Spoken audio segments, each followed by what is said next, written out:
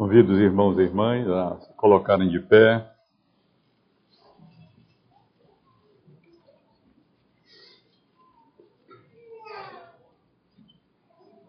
Para fazermos a leitura da passagem bíblica que, com a graça do Senhor, estaremos considerando nesta noite. Leremos no livro de Atos dos Apóstolos, capítulo seguinte, sessão seguinte, a que o presbítero Célio leu há pouco, a meu pedido. Leremos no capítulo 22, verso 1 até o verso de número 21. Atos 22, capítulo 1, capítulo 20, verso 1 ao verso 22. Diz assim, meus irmãos, essa porção bíblica. Irmãos e pais, ouvi agora a minha defesa perante vós. Quando ouviram que lhes falava em língua hebraica, guardaram ainda maior silêncio, e ele continuou.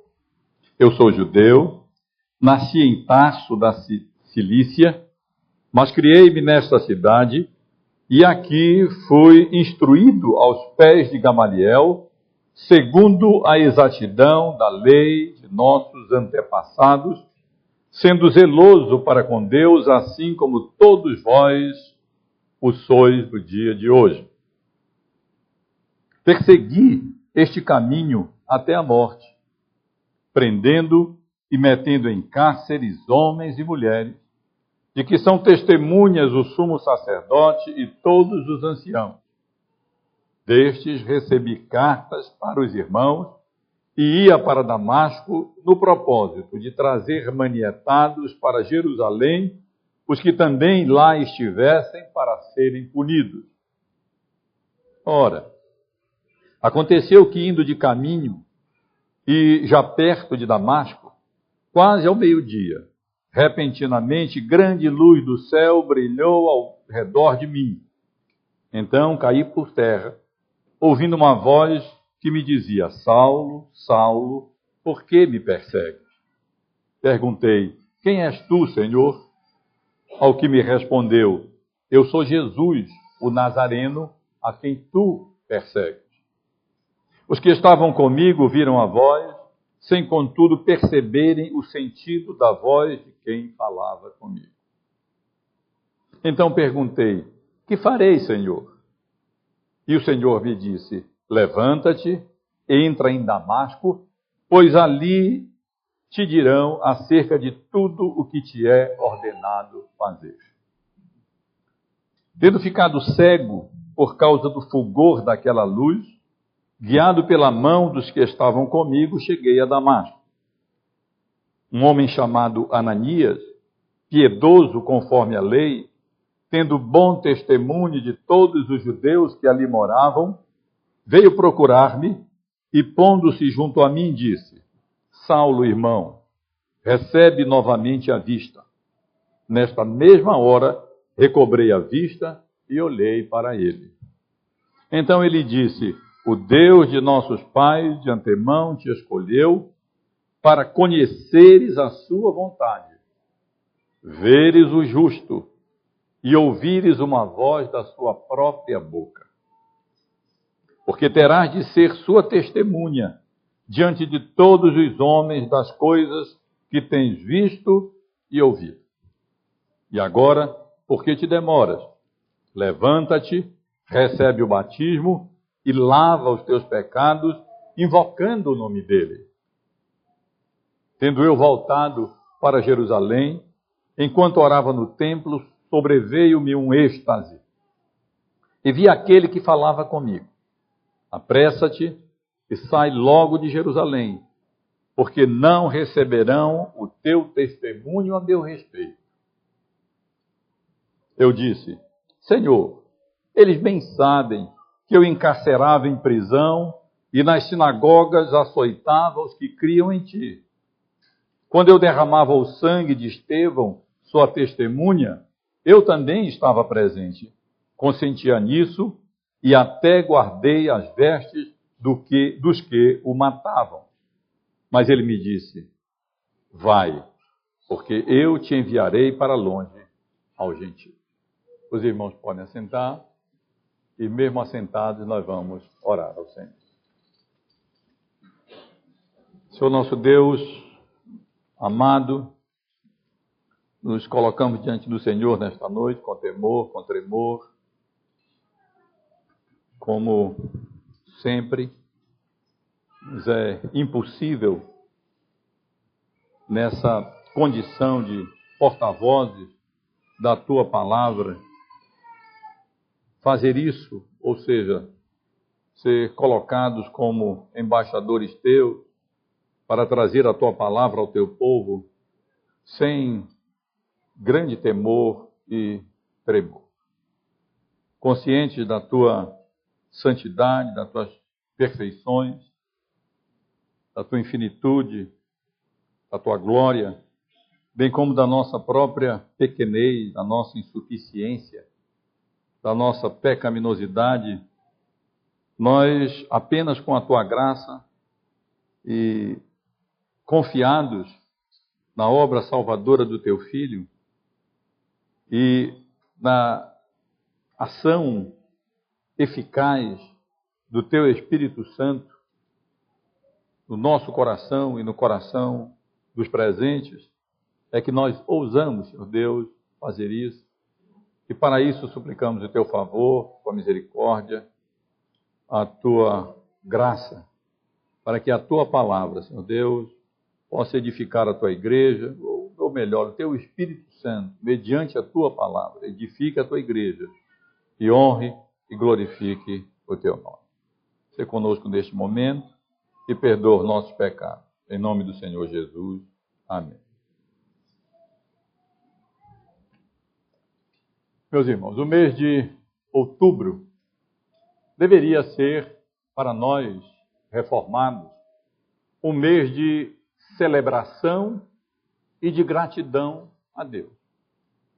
Afinal de contas, foi no dia 31 de outubro do ano de 1517, se a memória não me falha, que Lutero afixou na igreja do Castelo de Wittenberg as suas 95 teses, denunciando os desvios da Igreja Católica da Palavra de Deus, focalizando principalmente as questões, os erros, os desvios relacionados à venda de indulgência. Esse acontecimento representa, na realidade, o início de um movimento religioso que daria início às igrejas protestantes na Europa e que depois se espalhariam pelo mundo inteiro. Entre outras coisas, essas igrejas sustentam os assim chamados solas da Reforma, bem conhecidos dos irmãos e das irmãs. Sola Escritura, isto é, somente a Escritura como nossa única regra de fé e de prática. Sola Gratia, ou seja, só a graça do Senhor como fonte, como fundamento, como base da nossa salvação. Sola Fide, só a fé, como o único instrumento capaz de ser usado por Deus para a nossa redenção, independentemente de obras humanas. Sola Cristo, o único mediador entre Deus e o homem, e só lhe deu glória. Apenas a Deus toda honra, todo louvor e toda glória, e não a homem algum. Mas infelizmente, meus irmãos, a realidade é que a lembrança dessa data no nosso país é ofuscada ou eclipsada por outras comemorações muito diferentes, e os irmãos sabem muito bem. No dia 12 de outubro, festeja-se em nosso país o dia de Nossa Senhora da Conceição Aparecida. E no mesmo mês de outubro, especialmente no segundo domingo, comemora-se no nosso estado o Círio de Nazaré, um dos maiores ajuntamentos religiosos do mundo. A realidade, irmãos, é que a cegueira manifestada nesses acontecimentos, nessas celebrações religiosas, deveria nos entristecer e mesmo nos indignar. Como Paulo se entristeceu e se indignou em Atenas ao contemplar a terrível idolatria reinante naquela cidade. É realmente triste e repulsivo ver centenas de milhares de pessoas se prostrando e adorando a criatura, ao invés de adorarem o Criador, cujo poder, cuja sabedoria, cuja divindade se manifestam tão claramente por meio das obras que ele mesmo criou. Pois bem, meus irmãos, o texto que nós lemos não somente lança luz sobre a cegueira espiritual humana, ilustrada nesses acontecimentos, nessas celebrações idólatras que eu acabei de mencionar, como também apresenta a resposta bíblica para essa situação tão difícil. A passagem que li com os irmãos ressalta, em primeiro lugar, a ignorância espiritual do homem caído, ressalta o poder do Evangelho de Cristo e ressalta, em terceiro lugar, a responsabilidade do crente como testemunha da verdade e instrumento da graça de Deus para a iluminação daqueles que se encontram em trevas espirituais e salvação dos perdidos.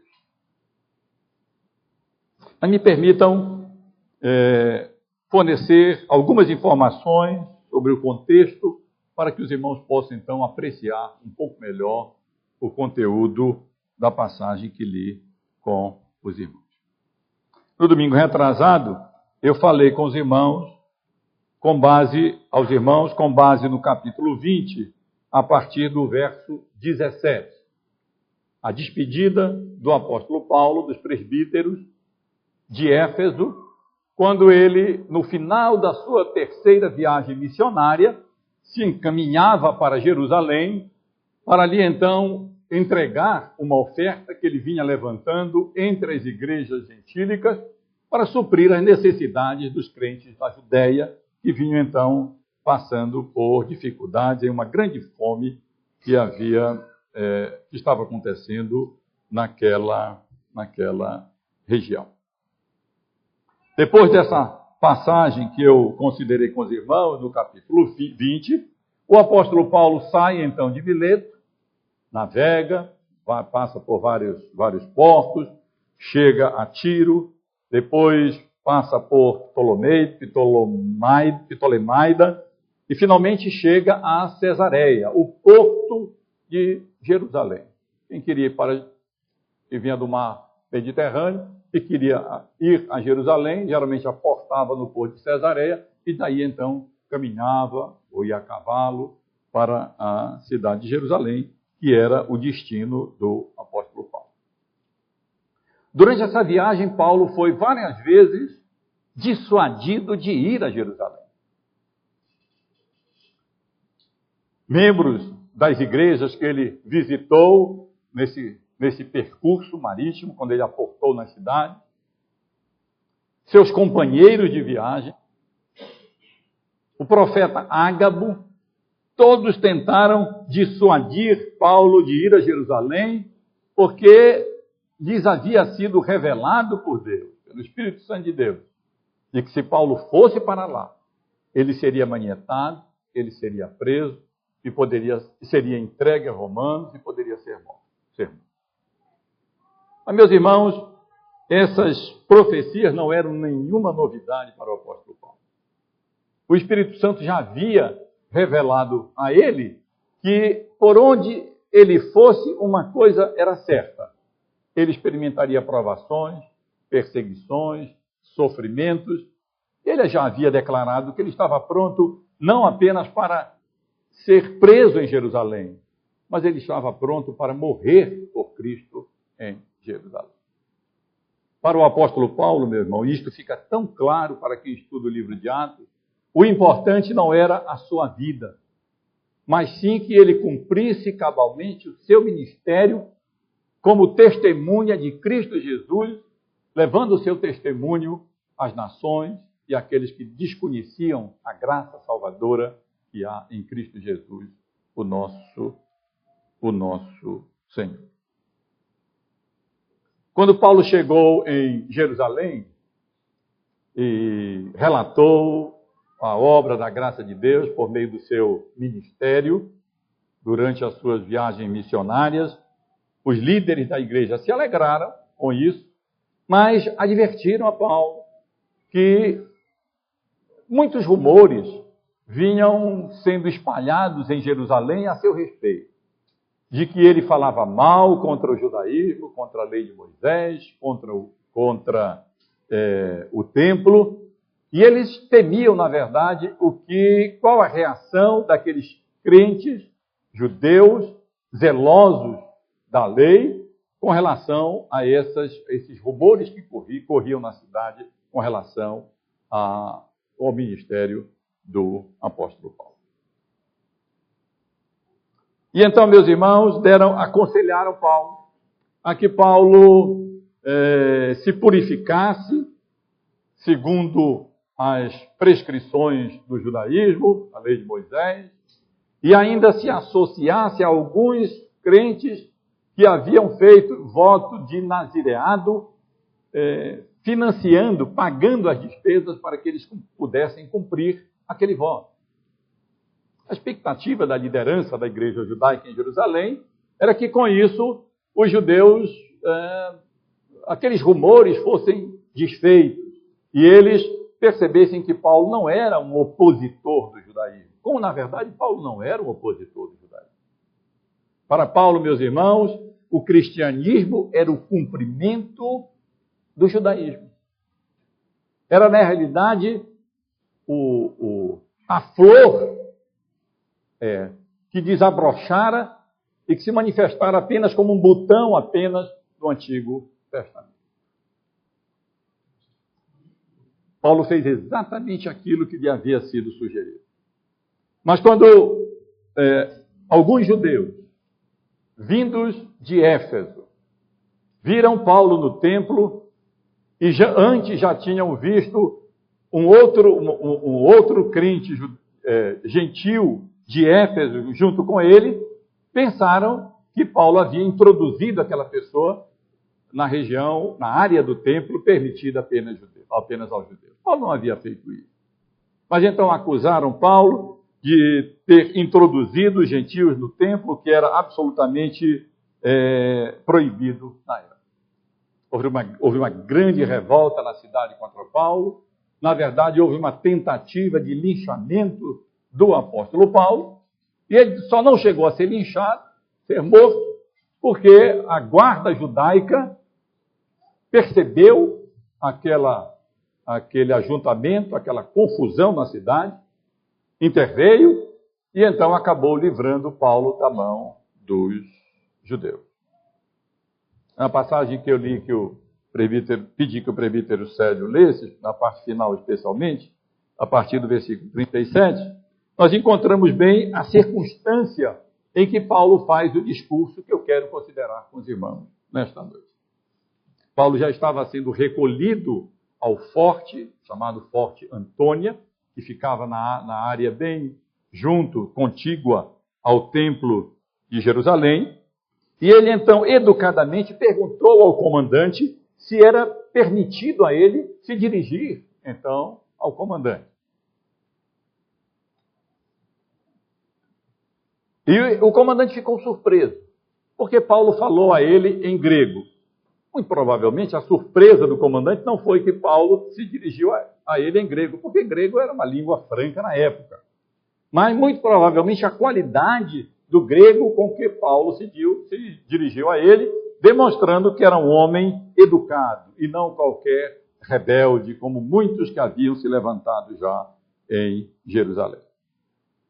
E então, perguntando, sabes o grego? Paulo respondeu, o comandante disse, não és tu, porventura, o egípcio que algum tempo atrás sublevou, ou seja, provocou uma revolta, levando atrás de si 4.000 sicários. A palavra sicário significa 4.000 homens da espada, ou homens assassinos.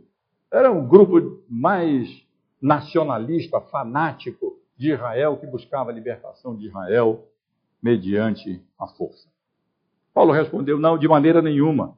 Eu sou judeu, natural de Tarso, cidade não insignificante da Sicília, e rogo-te que me permitas falar ao povo.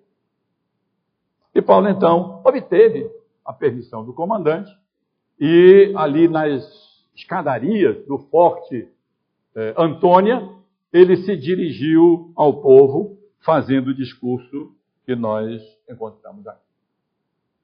Na realidade, meus irmãos, esse é o primeiro de 5 depoimentos, ou discursos, ou testemunhos de Paulo, que constituem aproximadamente 1/4 do livro de Atos. Quando Paulo foi chamado como apóstolo de Cristo, já havia sido dito a ele que ele seria sua testemunha entre reis, entre o povo de Israel, entre as autoridades religiosas e civis. E nós vemos aqui o primeiro desses discursos de Paulo aos judeus ali em Jerusalém. Depois ele falaria ao Sinédrio, depois ele falaria ao governador romano Festo, ao governador romano Félix, depois falaria ao rei Agripa, dando testemunho daquilo que Cristo havia feito na sua vida, dando testemunho da sua fé, na esperança de que o seu povo pudesse compreender que o cristianismo não era uma negação do judaísmo, mas era, na realidade, o cumprimento pleno da lei de Moisés em Cristo Jesus, o Messias prometido como Salvador de Israel. Vamos, irmãos, observar esse testemunho de Paulo em Jerusalém. Vejam, ele, em primeiro lugar, introduz o seu discurso. Eu vou procurar ser breve, eu vou evitar uma série de detalhes. Eu quero chegar a algumas aplicações com base nesse texto. Essa, na realidade, é a terceira mensagem que eu estou trabalhando, no 4º que deverá ser lançado no ano que vem, se Deus permitir, no 4º volume da minha exposição do livro de Atos dos Apóstolos. Quando sair o livro, os irmãos, então, terão acesso ao livro e ali poderão ter mais detalhes, pormenores, acerca desse discurso do apóstolo Paulo. Mas aqui eu quero apenas chamar a atenção, comentar um pouco o discurso dele e extrair algumas lições que eu considero importantes e preciosas para nós. Nesse discurso, Paulo faz uma introdução. Os irmãos observarão do verso 1 até o versículo 5, a sua introdução. E nessa introdução, o que ele faz é se identificar com o povo de Israel. Aquele povo que estava ali ouvindo. Ele faz isso de algumas maneiras, observe. Ele faz isso até pelo modo como ele se dirige a eles. Ele se dirige aos presentes chamando de irmãos e pais. Irmão, porque aquele povo era seu conterrâneo. Paulo era judeu, como eles. E pela palavra pais, Paulo provavelmente se refere aos judeus mais idosos, ou mesmo à liderança religiosa de Israel presente ali naquela ocasião. E Paulo usa, na realidade, irmãos, a mesma maneira que Estevão usou quando fez o seu discurso, e por sinal acabou não sendo muito bem sucedido. Nós sabemos que Estevão foi o primeiro mártir da fé cristã. Paulo também se identifica com os seus ouvintes, não apenas se dirigindo a eles como irmãos e pais, mas falando-lhes na língua hebraica. Ele poderia ter falado em grego, ele poderia ter falado em latim, mas Paulo falou na língua hebraica. Muito provavelmente ele não falou exatamente em hebraico, ele falou em aramaico, que era o dialeto hebraico mais utilizado na época. O aramaico era mais usado apenas nas sinagogas, no templo, pelos rabis, pelos estudiosos. Como o latim ficou sendo usado muito tempo, né, na Igreja Católica, quando as pessoas já quase não entendiam tanto o latim. Mas então Paulo se dirige a eles, na realidade, numa língua que era a língua deles, a língua que eles entendiam. E, com isso, ele tentava angariar ou alcançar a simpatia daquele povo para que eles pudessem, então, ouvir com atenção a sua mensagem. Paulo também procura se identificar com eles, dizendo, apresentando o que nós poderíamos chamar de as suas credenciais no judaísmo. Ele diz, verso 3, eu sou judeu, nasci em Tarso da Sicília, com isso ele quer dizer, eu sou um judeu da dispersão, como muitos de vocês, boa parte do povo que ali estava para as festividades de Pentecostes, morava em outras regiões, eram judeus nascidos em outras regiões, judeus da dispersão, que vinham a Jerusalém para adorar. E Paulo está dizendo, olha, eu sou um judeu da dispersão como vocês. Eu nasci em Tarso da Sicília, mas logo vim para a cidade de Jerusalém. Logo me mudei para cá, ainda quando criança. E aqui eu fui criado, instruído, ensinado aos pés de ninguém mais do que um dos rabis mais conhecidos e admirados na época, que era o Rabi Gamaliel. Os leitores do livro de Atos já conhecem Gamaliel. Lá do capítulo 5 do livro, quando os líderes do Sinédrio se voltavam contra os apóstolos de Cristo, e Gamaliel, então, aconselha o Sinédrio a dar de mão, deixar aquelas pessoas de lado, porque se aquele conselho fosse obra de homens, pereceria, mas se fosse obra de Deus, eles não poderiam destruí-los, para que não sejais porventura achados lutando contra Deus. Parece que Paulo, ou Saulo de Tarso, não aprendeu muito da moderação do mestre Gamaliel.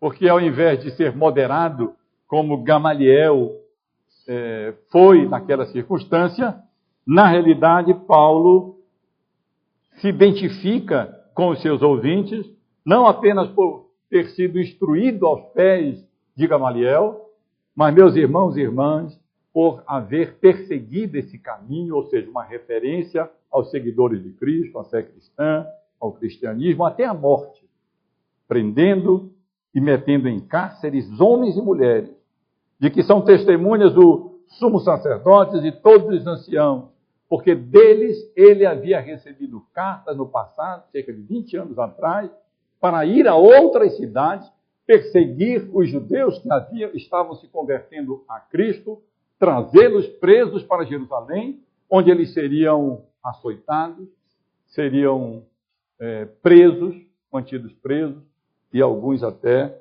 seriam mortos, como havia acontecido com Estevão, que Paulo havia presenciado e havia consentido na sua mão. Assim, meus irmãos, Paulo se identifica com os seus ouvintes. Ele diz, eu sou judeu como vocês. A língua que eu falo é a vossa, é a de vocês. Vocês são meus conterrâneos, meus compatriotas, meus patrícios, segundo a carne. E eu fui tão zeloso quanto vocês no que diz respeito ao judaísmo, perseguindo os cristãos, como vocês estão fazendo. E após introduzir o seu testemunho, procurando se identificar com os seus ouvintes, o apóstolo Paulo faz referência a 3 episódios que ele considerou importante na tentativa de conduzir os seus ouvintes à fé salvadora em Cristo Jesus, reconhecendo-o como Messias anunciado e prometido ao povo de Israel.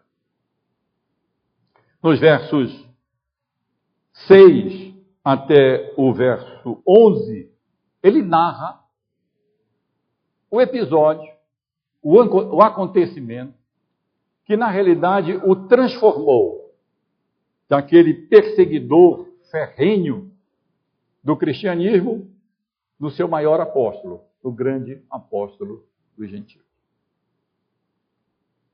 Ele explica que enquanto ele ia exatamente a Damasco para prender, manietar e trazer para Jerusalém os cristãos, por volta de meio-dia, uma luz muito intensa, mais intensa que a luz do sol, ele não diz isso aqui, mas diz em outra referência sua, a sua conversão, a esse acontecimento, brilhou ao seu redor e ele então caiu por terra, provavelmente do cavalo aonde estava indo para Damasco. E ouviu uma voz que lhe disse: Saulo, Saulo, por que me persegue? E ele então perguntou: quem és tu, Senhor? Ao que me respondeu: eu sou Jesus, o Nazareno, a quem tu persegues. Os que estavam com ele, diz o apóstolo Paulo, esclarece o apóstolo Paulo, viram a luz, ouviram a voz, mas não entenderam o significado da voz que se dirigiu a ele. E ele então perguntou: que farei, Senhor? E o Senhor me disse: levanta-te, entra em Damasco, pois ali te dirão acerca de tudo o que te é ordenado. Meus irmãos, nós podemos apenas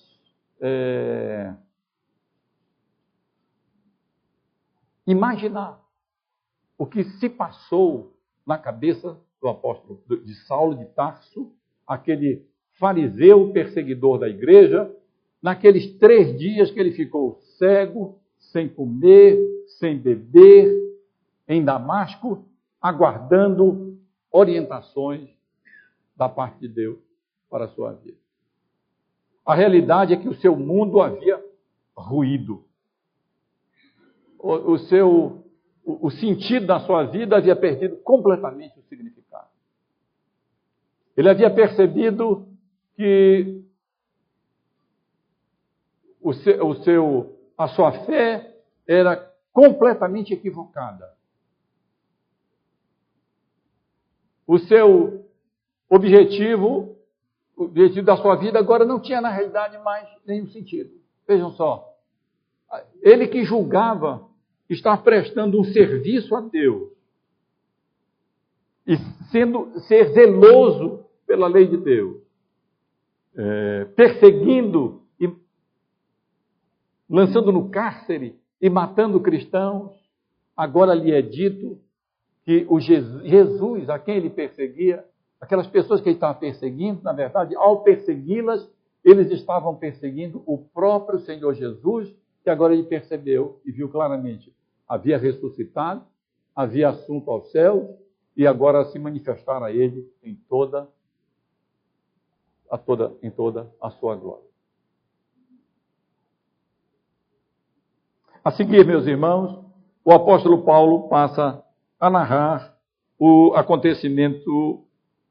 acontecimento significativo da sua história. Ele diz então que quando se encontrava em Damasco, cego, sem comer, sem beber, durante 3 dias, recebeu a visita de um judeu piedoso, de nome Ananias, um judeu convertido à fé cristã, um crente judeu. E que tinha muito bom testemunho dos judeus da cidade de Damasco. O procurou e então veio a ele com 3 propósitos: curá-lo da sua cegueira, confirmar a sua vocação e batizá-lo, inserindo na igreja de Cristo, na nova aliança, o novo Israel de Deus. Paulo omite vários acontecimentos que são narrados no capítulo 9, no livro de Atos, na sua conversão e na visita de Ananias. Ele não conta, por exemplo, nada diz a respeito da visão de Ananias, que Ananias teve, onde foi instruído a ir até o apóstolo Paulo. Não fala nada do enchimento do Espírito Santo de Paulo, nesse momento. Não diz nada sobre as escamas que caíram dos seus olhos quando ele passou a ver. Ele se concentra apenas naquelas coisas que julga que julga mais importante na tentativa de conduzir os seus ouvintes, seus conterrâneos, à fé em Cristo como o Messias prometido a Israel. E diz que ouviu de Ananias que o Deus de nossos pais, isto é, o Deus dos judeus, o Deus de Israel, o havia escolhido para basicamente três coisas: para ver o justo, ouvir uma voz da sua própria boca e ser sua testemunha diante de todos os homens das coisas que ele havia visto e ouvido. E na realidade, meus irmãos, essa é, num certo sentido, a vocação de todo crente. Todo crente é chamado para conhecer a vontade de Deus mediante a sua palavra. Todo crente é chamado para ver o justo, para ver a Cristo conforme ele se revela no Evangelho. E todo crente é chamado para ser testemunha de Cristo Jesus aonde quer que a providência de Deus o coloque.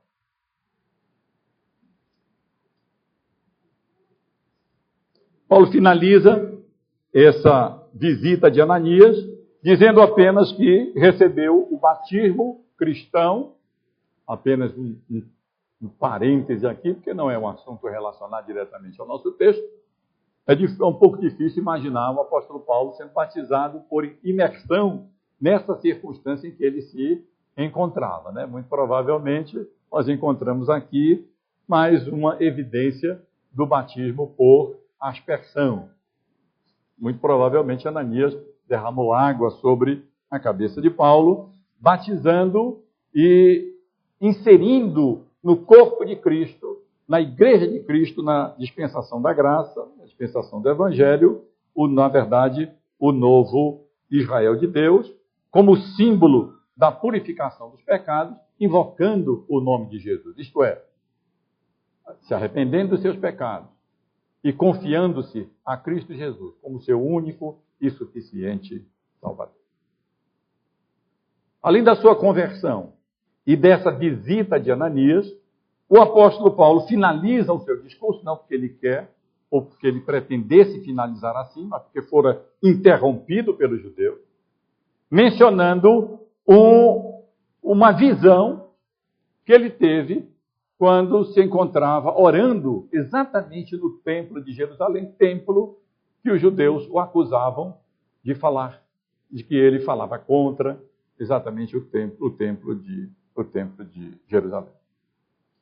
Diz ele que, tendo voltado para Jerusalém, enquanto orava no templo, sobreveio-lhe um êxtase. A palavra grega é essa mesmo, né? Êxtase. Ou seja, enquanto ele orava lá no templo, ele como que se abstraiu das realidades terrenas, absorvido que foi pelas realidades espirituais de uma visão que ele teve. Na realidade, meus irmãos, o relato dele é sucinto, a narrativa dele é sucinta, né, o testemunho. Paulo passou cerca de 3 anos entre a sua conversão e essa ida até Jerusalém. Ele primeiro ficou pregando em Damasco, pelas suas cartas nós vemos que ele foi até a Arábia, e então só depois de cerca de 3 anos ele foi a Jerusalém, e diz ele que enquanto estava no templo, sobreveio-lhe esse êxtase, e então Jesus falou com ele, dizendo: apresse a pressa, sai de Jerusalém, porque aqui não se dará ouvido ao teu testemunho. Diz Paulo que ele ainda argumentou. Ele ainda disse: Senhor, eles bem sabem que eu encarcerava em prisão e nas sinagogas açoitava os que criam em ti. Quando se derramava o sangue de Estevão, tua testemunha, eu também estava presente, consentia nisso e até guardava as vestes dos que o matavam. Paulo está aqui sempre demonstrando o zelo, o amor, a preocupação que ele tinha com o seu povo, com o povo de Israel. Mas aquele que conhece todas as coisas, meus irmãos, tinha outros planos para o apóstolo Paulo. aquele que conhece o nosso coração, sabia muito bem que o testemunho de Paulo aos judeus, ao seu próprio povo, não seria bem recebido, seria rejeitado. Mas que seu testemunho seria recebido pelos gentios nas nações para as quais o Senhor o havia enviado. É, na realidade, irmãos, um relato sucinto que o apóstolo Paulo faz, bem resumido, daqueles eventos históricos fundamentais, centrais, que ele considerou que demonstravam claramente que o cristianismo, na sua própria experiência pessoal, não era fruto de pensamento humano, não era simplesmente rebeldia de alguns fanáticos, mas havia sido iniciativa do próprio Deus. Sua conversão foi iniciativa do próprio Deus ao manifestar seu filho a caminho de Damasco. Aquele que o havia visitado e instruído era um judeu zeloso e admirado pelos judeus em Damasco. E foi no próprio templo que eles acusavam que ele falava contra, que o apóstolo Paulo foi orientado pelo próprio Deus e que o seu testemunho, infelizmente, não seria bem recebido pelos judeus. Razão por quê? Ele deveria deixar a cidade e anunciar o evangelho aos gentios. Meus irmãos, me permitam apenas ressaltar algumas lições que eu considero importantes desse testemunho do apóstolo Paulo. Que, na verdade, é mais do que um depoimento, é um testemunho daquilo que Deus havia feito na pessoa do seu filho, do seu espírito, resultando na sua conversão e no seu apostolado entre os gentios. E a primeira lição que eu gostaria de destacar para os irmãos, com base nesse texto, diz respeito à terrível cegueira espiritual do homem natural, apesar da sua religiosidade.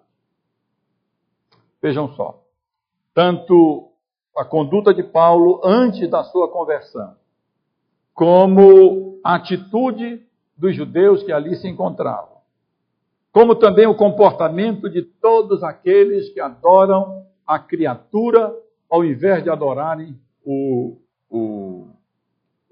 Criador, demonstra exatamente a terrível cegueira espiritual do homem natural.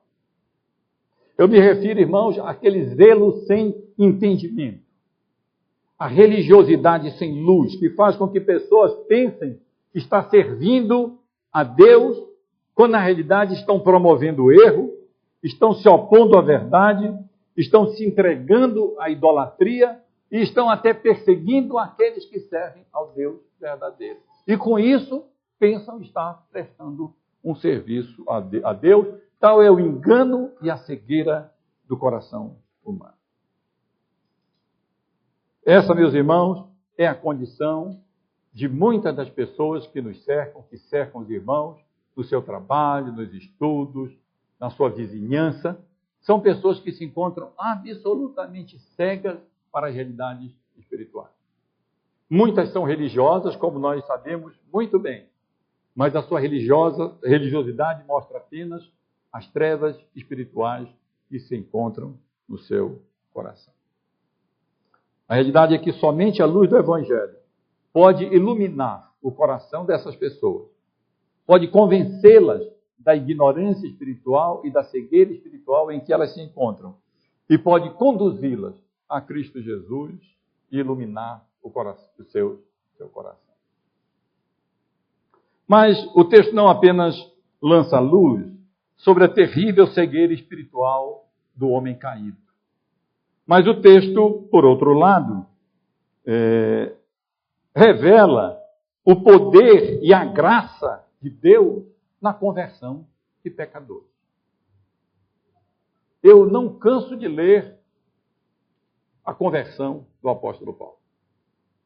Lucas julgou tão importante esse acontecimento que registra 3 vezes no livro de Atos. No capítulo 9, da sua própria boca. No capítulo que nós estamos considerando, 22, como testemunho de Paulo. E no capítulo 26, novamente, Paulo narra a sua conversão. As pequenas diferenças entre essas narrativas, entre esses relatos no livro de Atos, não significam qualquer contradição, mas apenas complementações de acordo com a circunstância e a perspectiva pela qual, da ocasião em que esses discursos aconteceram.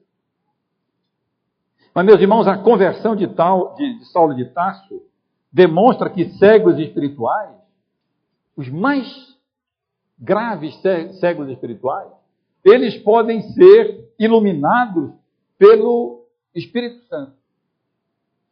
A conversão de Saulo de Tarso, aquele perseguidor ferrenho, completamente cego para realidades espirituais, mostra que o Evangelho de Cristo pode transformar qualquer pessoa, assim como transformou o apóstolo Paulo. Nós, às vezes, precisamos confessar que nós somos incrédulos quanto ao poder do Evangelho para converter o coração daquelas pessoas que nós julgamos as mais endurecidas, as mais cegas espiritualmente, as mais distantes da verdade do Evangelho. Como se elas estivessem além do poder da graça salvadora de Deus por meio do Evangelho de Cristo. Mas, meus irmãos, se o Evangelho pôde transformar, se Cristo pôde transformar Saulo, aquele terrível perseguidor do Evangelho, no grande apóstolo de Cristo, a realidade é que o Evangelho pode transformar qualquer pessoa em instrumentos úteis para a promoção do reino de Deus nesse mundo. Se a ação regeneradora e iluminadora do Espírito Santo foi capaz de dar a um fariseu cego e perseguidor da igreja a profunda compreensão das verdades espirituais que deu a Paulo, transformá-lo no grande apóstolo dos gentios e até dispô-lo a morrer pelo caminho que antes ele perseguia, por aquele a quem ele antes perseguia, meus irmãos e amados.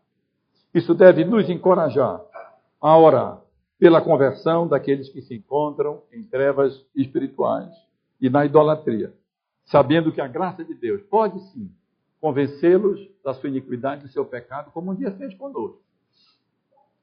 Pode conduzi-las ao arrependimento sincero, à fé genuína, salvadora em Cristo, e a mudá-los e até usá-los como instrumentos muito úteis para a glória e honra do Senhor nesta vida.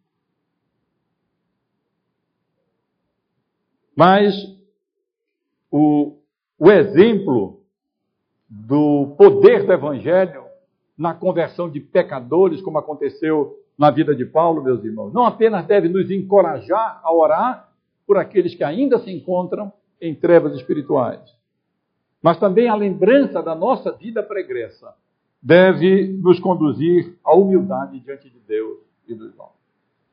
Como o apóstolo Paulo, nós temos que dizer, nós somos o que somos pela graça de Deus apenas. Não porque nós somos melhores do que ninguém. Não porque Deus tivesse visto em nós qualquer virtude, qualquer mérito, qualquer piedade, mas simplesmente porque Ele foi gracioso para conosco. E, por sua graça, Ele mudou o nosso coração. Por isso o apóstolo Paulo ensina na sua carta aos Filipenses que nós devemos considerar os outros superiores a nós próprios. E em outra carta sua, aos Coríntios, ele pergunta, quem é que te faz sobressair? E o que tens tu que não tenhas recebido? E se o recebeste, por que te vanglorias como se não o tiveras recebido? O fato, meus irmãos e irmãs, é que a única coisa que nos diferencia entre nós e aqueles que se encontram em trevas espirituais foi a graça soberana, salvadora de Deus em Cristo Jesus para conosco. A mesma graça que pode alcançar qualquer pessoa por mais densas que sejam as trevas espirituais em que eles se encontram, e mudar o seu coração e transformar a sua vida, como mudou e transformou a de Paulo, e mudou e transformou a nossa também. Em adição, meus irmãos, o texto que nós estivemos considerando manifesta ainda a graça de Deus na vocação ministerial. Na primeira carta de Paulo à igreja de Corinto, no capítulo 26, no capítulo 1, nos versículos 26 ao versículo...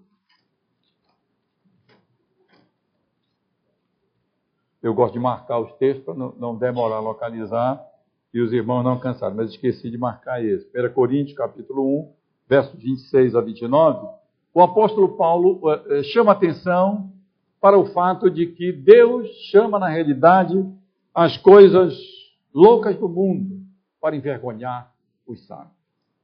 Irmãos, reparai, pois, na vossa vocação, disse ele, visto que não foram chamados muitos sábios segundo a carne, nem muitos poderosos, nem muitos de nobre nascimento, pelo contrário, Deus escolheu as coisas loucas do mundo para envergonhar os sábios. Escolheu as coisas fracas do mundo para envergonhar as fortes. Deus escolheu as coisas humildes do mundo e as desprezadas, e aquelas que não são, para reduzir a nada as que são, a fim de que ninguém se vanglorie na presença do Senhor. A vocação daquele fariseu cego espiritualmente, transformando no grande apóstolo dos gentios, meus irmãos, manifesta a graça de Deus na vocação ministerial. Deus escolhe para aquelas pessoas que são até mais incapazes, menos qualificadas, exatamente, e as habilita e as capacita, pela sua misericórdia e graça, exatamente para que ninguém se ensoberbeça diante de Deus, achando que é alguma coisa e que tem nele algum mérito que justificasse o seu chamado para o ministério sagrado. Por isso, meus irmãos e irmãs, não estranhe a falta dos seus pastores. Eles são falhos, limitados, pecadores, assim como os irmãos e irmãs também. A única diferença, como eu já disse, é que o pecado deles às vezes é um pouco diferente dos irmãos, mas todos nós somos igualmente pecadores.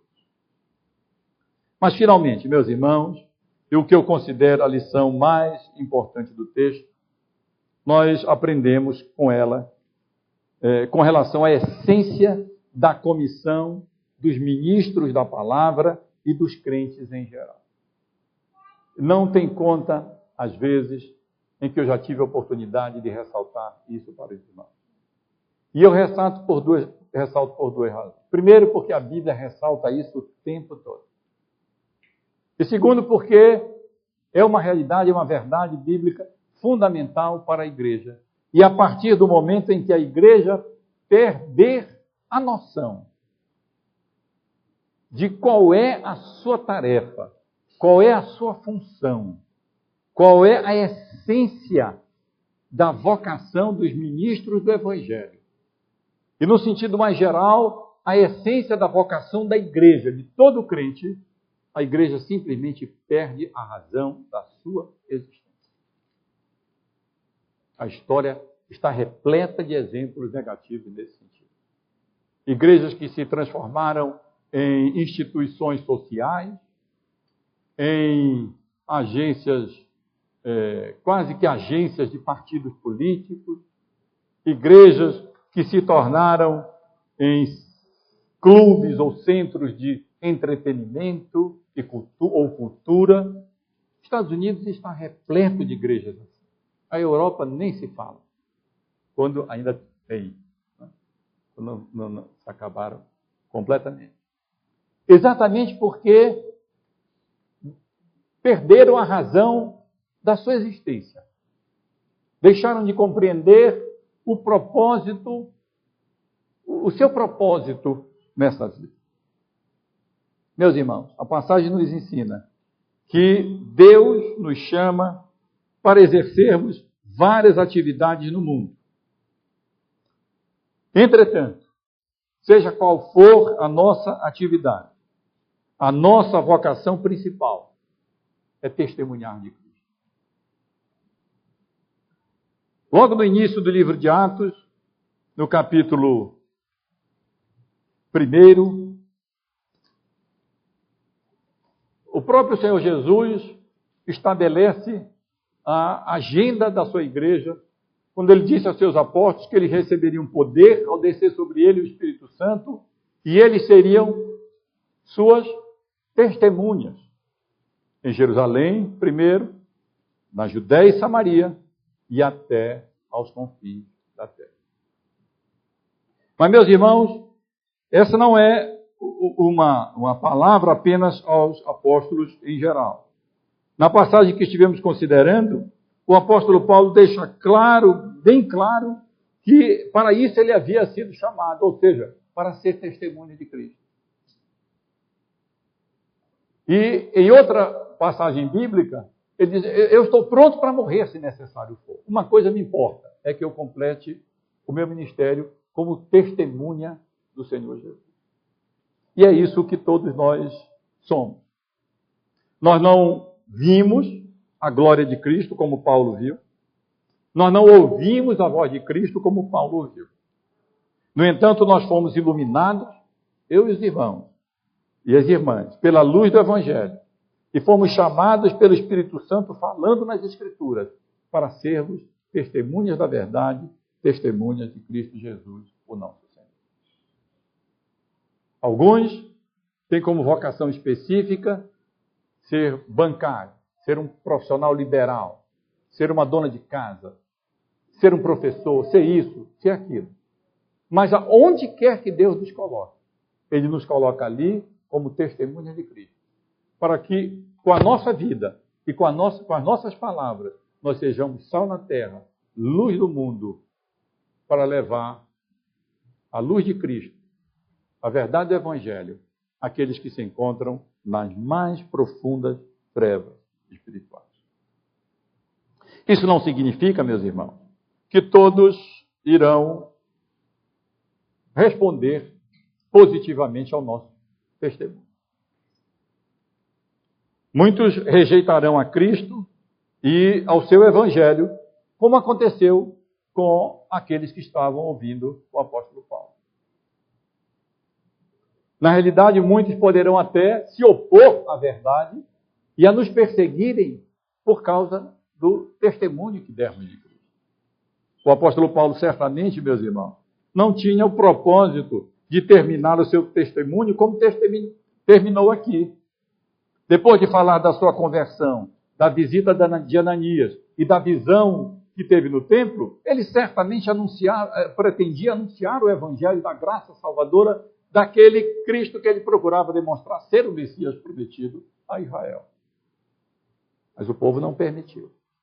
Na seção seguinte aqui nós lemos, versículo 22, nós lemos que ouviram-no até essa palavra. E então gritaram dizendo, tira tal homem da terra. Na língua grega a ideia é, mata esse homem. Mata esse homem. Como fizeram com o Senhor Jesus. Porque não convém que ele viva. E tal foi o tumulto, tal o perigo do apóstolo Paulo ser linchado ali, que o comandante teve que ordenar que Paulo fosse levado para dentro do forte, para que não fosse morto ali pelos gentios. Portanto, meus irmãos, nós não estamos autorizados a imaginar que o nosso testemunho será aceito. Às vezes será, como muitas vezes foi o testemunho de Paulo entre os gentios. Mas às vezes não será, como não foi aqui. Apesar disso, nós devemos ser fiéis testemunhas do Senhor Jesus. Por uma razão muito simples. Ele ordenou 2 razões. E por quê? Não existe outro instrumento capaz de iluminar o coração daqueles que se encontram em trevas espirituais, a não ser o testemunho do Evangelho de Cristo Jesus para a salvação dos perdidos. Somente o Evangelho pode convencer cegos espirituais de que eles estão mortos nos seus delitos e pecados. Pode fazer com que o mundo deles venha a ruir. O sentido da vida deles sem Cristo perca o significado. E eles venham a compreender, então, que a vida não tem sentido nem propósito algum, a não ser que seja vivida à luz da eternidade, para a honra de Deus, para a glória de Deus, se confiando-se a Cristo Jesus como seu único e suficiente Salvador. Que Deus nos abençoe, meus irmãos e irmãs, e renove em nós a determinação, a disposição sincera, não apenas de orar por aqueles que estão perdidos, mortos nos seus delitos e pecados, mas sermos usados como instrumento da graça de Deus para iluminar o coração dessas pessoas e conduzi-las a Cristo Jesus, nosso amado e único Salvador. Vamos nos colocar de pé. Eu peço ao presbítero Zoênio que escolha um hino ou um corinho. Nós vamos cantar, depois nós vamos orar e então nós seremos despedidos com a bênção apostólica.